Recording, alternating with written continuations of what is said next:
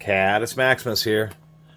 This is actually one of the very few sponsored videos, but ThruNite offered me 60 bucks to make a little video about their little $20 UV flashlight.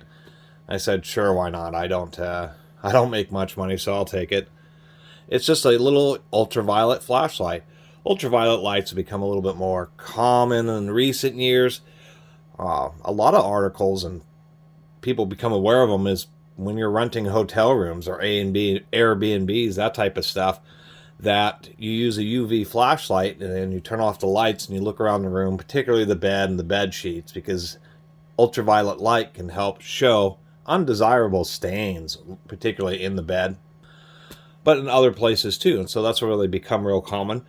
But there's other things. Scorpions, for some reason, fluoresce under UV light.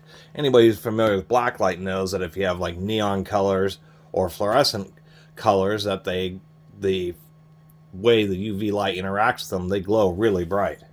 The whole purpose of this is this just runs on a single AA. It's just a cheap little ThruNite.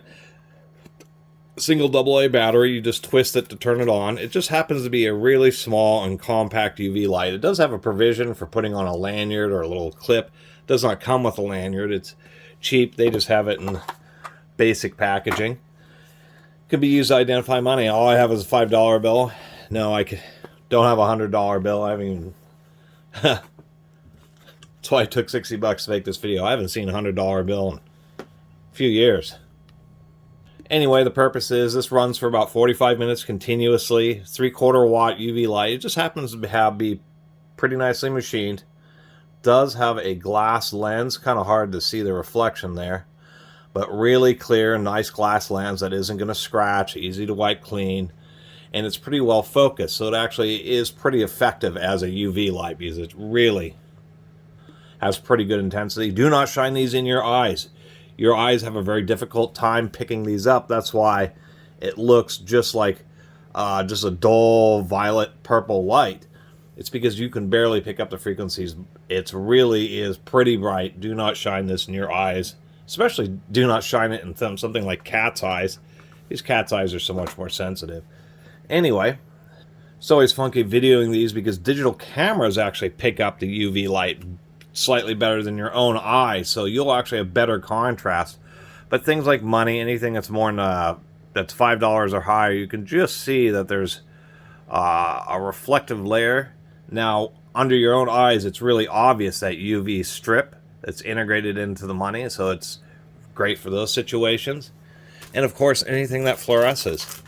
So I have like these neon pencils here. What's unfortunate is just with the UV light and the way the digital camera is working, you just can't pick it up. But these are some neon pencils specifically for use with UV light. And even though it's kind of hard to see how they're fluorescing, there we go. You can see how they're a dull color there, and then they just really start glowing because of the way that UV light interacts. Really cool pencils. We have some pens. They just look like normal pens, but once we get the UV light in there, they really start to glow, particularly like the greens. And sometimes there's oddball stuff.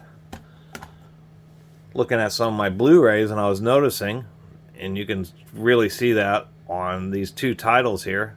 Not so much the Alien, but it does fluoresce pretty well. And then this one, that's a Precious Cargo Bruce Willis film.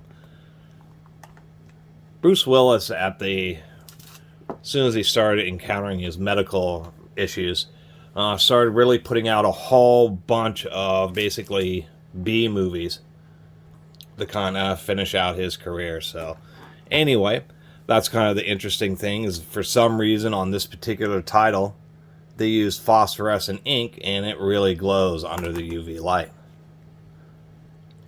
So anyway, that's about all there is to it. It just happens to be a nicely made little pocket UV spotlight that just has an easy to use AA battery. Only one thing that I'm confused about is specifically this operating voltage, 0.9 to 3 volts. You know, it makes sense, pretty wide range, but not quite wide enough. And the reason I say that is they, like ThruNite themselves, has these 14500 lithium ion cells.